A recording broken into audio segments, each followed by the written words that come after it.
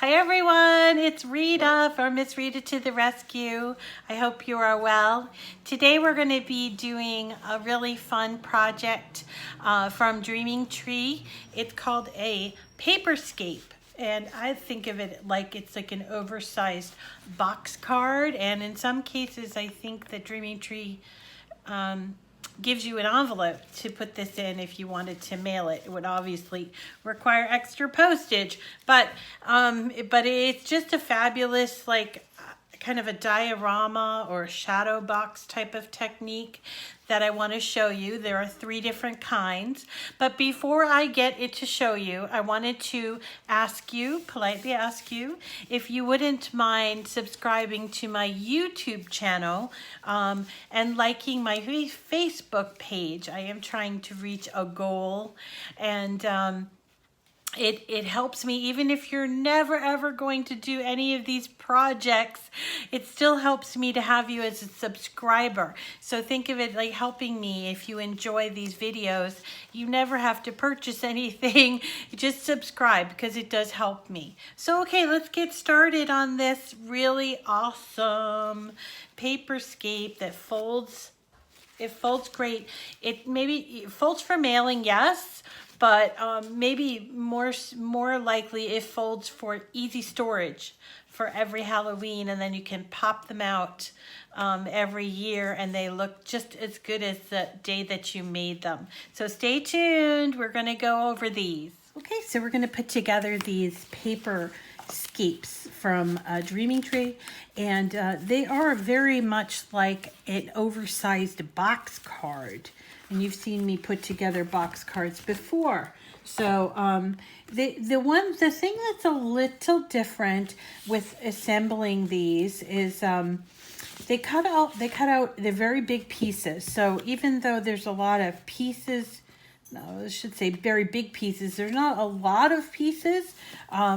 Let's see. So you've got these 2 inserts here that you can choose whatever the background color. In this one here, I chose a purple. And let's see, this one here, I chose like kind of a brown, but I think it would look good in pumpkin because then it would show up, as the pumpkin highlight. I think I might go back and do that one again. But so you've got these 2 inserts, and then it's just basically a box, just like a regular box card. Now, normally we assemble the box and then we put the inserts in. We can't really do that. Well, we could, but it would be really, really messy. So I would suggest put everything together and put one side of each of the tabs in the inside of the box. And then when you're ready, when everything has been added, that includes the background, then you come and you're going to put glue on your tabs, the inside tab, and then, yes, the outside tab. Now, for the sake of speed, accuracy, whatever, I put this background in, but you're going to want to lift it up to get it inside on that inside edge. But just for today, we're gonna pretend like we already did that. And then what we're going to do is carefully make sure that these inserts are attached. You see? So we got the 2 inserts, and we've got to, if you have to play with it a little bit, that's fine too. And remember, you're going to do a much better job at gluing than I am because you are better at this crafting stuff than I am. But this is, here we go. And that's it. Really simple. See how it looks from the bottom? Show you. Right? And the front and the back. So simple, so easy to do, and you will probably churn out a bunch of these. They're just so much fun to make. Same here, we're gonna do the same thing here. We're gonna go and do our tabs, and then this tab, and then come over and get that tab in there, right? And just make sure you set, while it's still wet, make sure you set those pieces on the inside of your box. And you can work this way, like kind of on the side. That works too, right?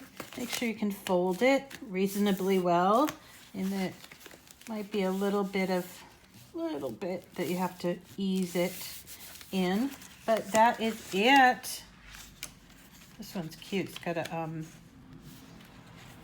It's got a fence and everything, so. The kitty cat, of course. Okay, so that is it. That's a Paperscape. It's made out of paper, and it's a great, like a diorama made from a file that I received from Dreaming Tree. So wasn't that fun?